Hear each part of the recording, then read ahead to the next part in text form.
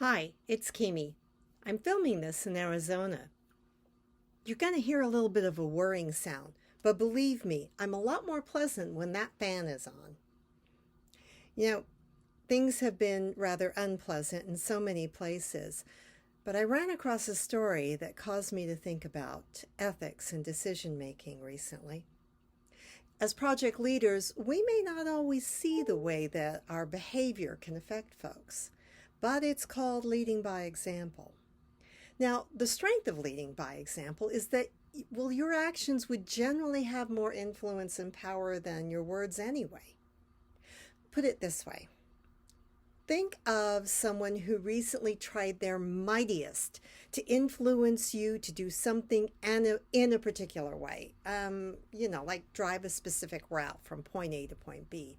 And they were very firm about this because of their level of experience making this particular trip. You should truly listen to them.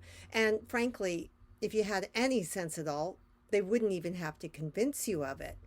But then, only a few days later, in the exact same situation, except that they're driving and you've driven there 100 times before, they are flat out refusing to take any of your suggestions, not even to consider any of your suggestions. You know that feeling in your gut of disappointment, of possible annoyance, and a little potential anger, because we don't always deliver the message with our behavior that we might want to or that we might aspire to.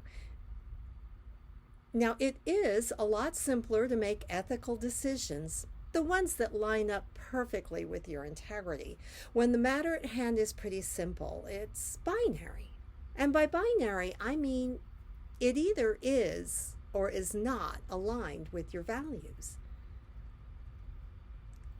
Life, however, is not usually that straightforward.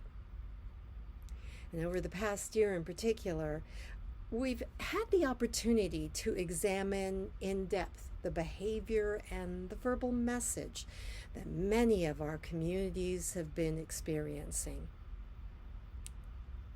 When was the last time that you thought about the possible delta between your behavior and the standards that you strive for? Look, for those of you who are raising the next generation, this examination might be a great way to help them understand how to deal with the complexities. As they grow into adulthood, they'll be facing decisions and problems that more often than not grow in complexity and complications over time.